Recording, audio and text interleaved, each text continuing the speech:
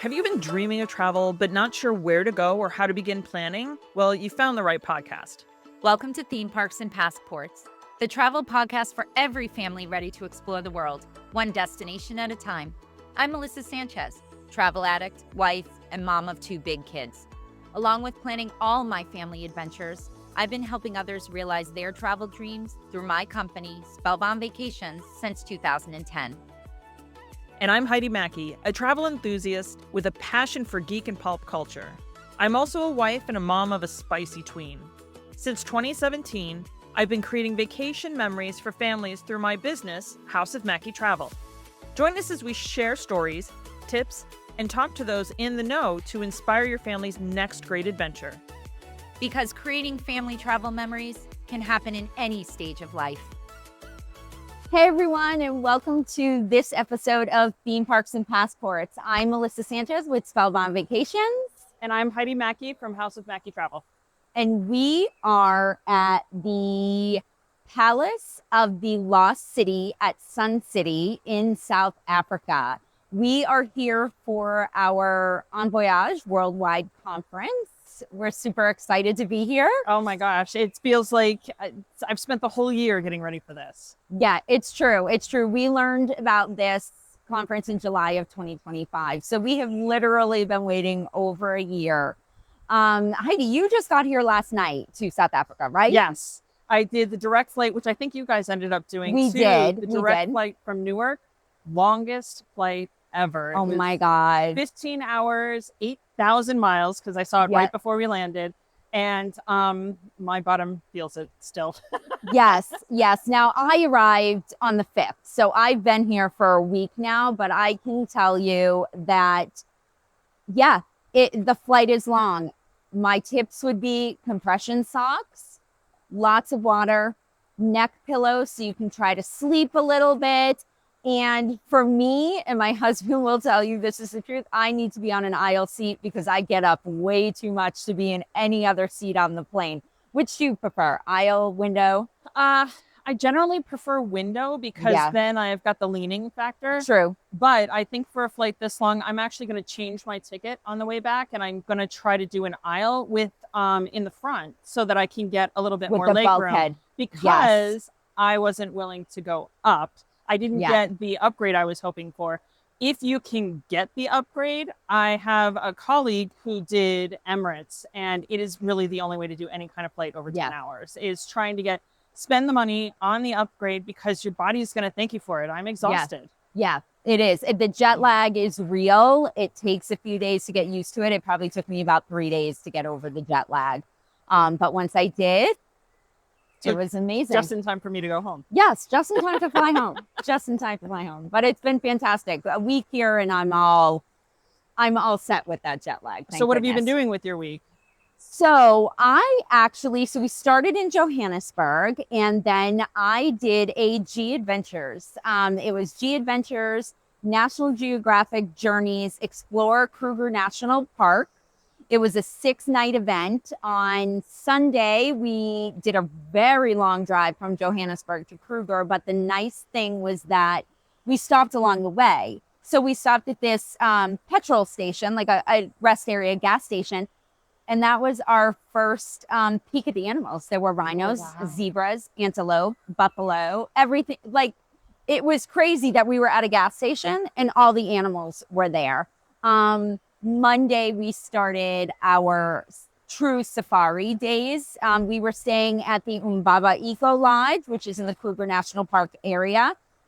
We did a full day safari with Kruger, or at Kruger National Park, I should say, on Monday. Amazing. Everything from like baby elephants crossing the roads, the giraffes, the zebras, the Cape buffalo. It was really, really incredible. And then Tuesday, we moved over to I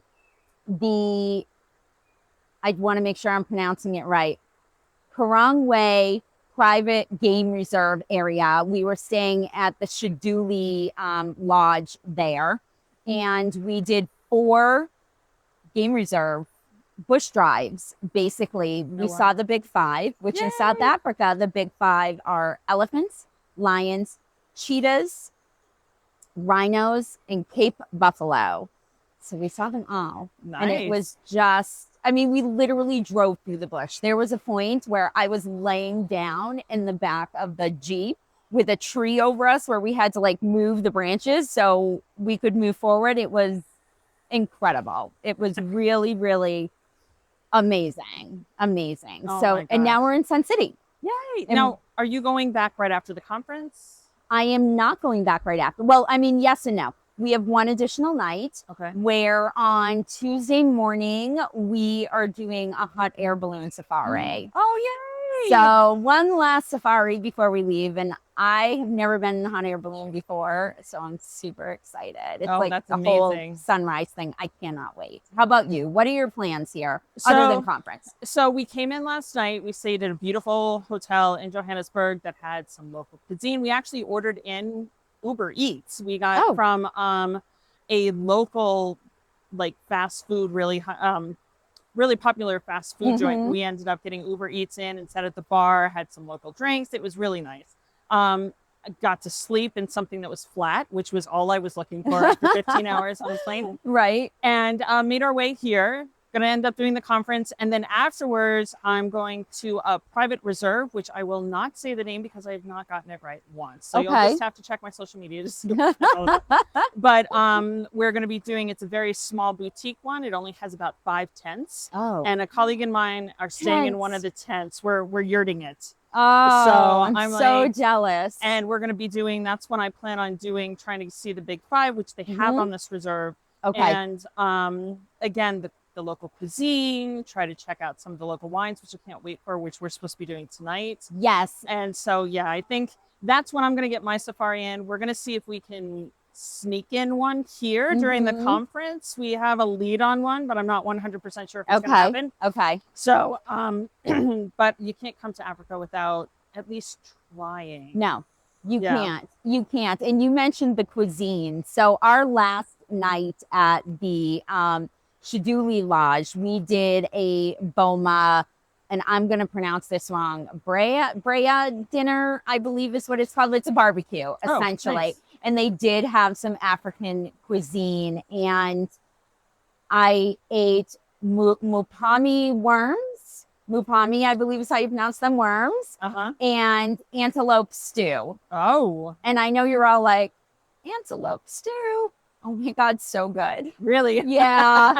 I have to admit, it was so yummy. And then the Chenin Blanc white wine is very good too. Oh, wow. So if we have a chance to try that, or if you have a chance to try that, that was really good. So we did some local cuisine. So I'm hoping tonight or the next couple nights at our conference that we've got some local cuisines to try too. I think that'll be, I'm definitely looking forward to. I feel like that's one of the main things you have to do when you travel internationally is you may not do it for every meal because your stomach isn't always a fan. Yes. But being able to try something local, find out, talk to the concierge, talk to the front desk. Where should I eat tonight? If you have no plans, ask them. Yes. Sometimes they'll send you to places that are a little bit more tourist friendly. But if you'll be able to tell by the conversation whether or not it's a true suggestion or if it's a printed recommendation. They're reading it off. Yeah. So have you, since getting here, have you found anything that you expected but wasn't actually the case? Like, for example, I was worried at our hotels we were only going to be able to drink bottled water. Yeah. And however, we did a spa treatment at our hotel in Johannesburg, and I was able to drink the water there. Oh, nice. Most places, once we got to the lodges, yes, it was bottled water only. But like here at Sun City, I wasn't concerned about having ice in a drink where I was at the lodges. Right. And we actually were okay with eating salads where we were worried about it being rinsed in the water. I still would not eat fresh fruit though. So yeah, that I can see. I would say one of the things that I wasn't quite sure what to expect is our transfer from Johannesburg here. It was about 3 hours. And a lot of it looked like the thruway in New York going north. I was a little surprised. Yeah. I expected, I guess, a little bit more savannah, but that was on my end because I didn't do the research. We're not in a savannah. We are in a very different climate. Yeah, exactly. We're in the bush. We saw a lot of cows. We saw a lot of goats. I did get to see an impala, which apparently is the first thing you can see around here, right? Yes, impalas are everywhere. It's almost like the deer in the United States, impala. They are like everywhere. Right. And ostriches. We saw ostriches on the drive up. So that was really cool. And I'm excited to see as many more as we can get. So something else that we were told to look out for was the baboons. When we were there at the Shadubi Lodge, there were baboons all over. We could hear them, but we rarely saw them. Oh, that's and we were warned, like, don't leave stuff out on your deck and that sort of thing. But they were fun. Like, we saw more warthog and nyala and kudu from our deck than the baboons. So I wouldn't worry. Sounds a lot more like black bears back home, where if you are out in the forest and you leave a bag of garbage out, you're going to end up with a black bear. Like, it's not something that's just going to end up in your lap, but it definitely, if you invite them in, they're going to take the invitation. Yes. So if you've got a balcony, don't leave any food out on it. So I think that's it. That's kind of a preview. Yes. If you keep an eye on our social medias, I've been posting for the last week on spellbound_vacations LLC on Instagram. Heidi will start posting on her House of Mackie while she's here. So you can keep an eye on that. And we'll definitely follow up when we're back home. Do you want to give your social one more time? Sure. On Instagram, it's spellbound_vacations LLC. Yep, and I'm at House of Mackie Travel, both on Facebook and on Instagram. Thanks, everyone, for joining us. We'll see you soon. Thanks for listening. If you enjoyed this episode, make sure to hit subscribe on Spotify or your favorite podcast player. And while you're there, feel free to leave us a rating and review.